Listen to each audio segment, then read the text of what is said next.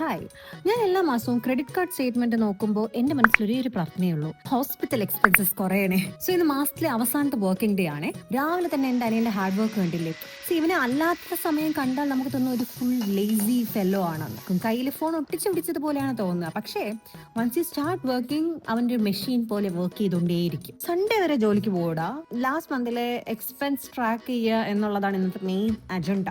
Bank statement നോക്കുക, UPI history, credit card bill, ഇതൊക്കെ നോക്കുക.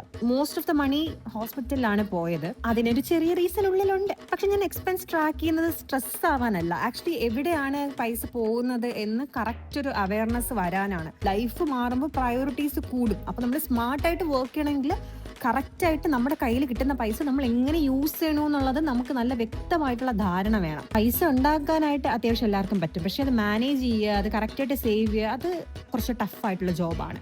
പിന്നെ സബ്സ്ക്രൈബ് ചെയ്യാൻ മറക്കണ്ട.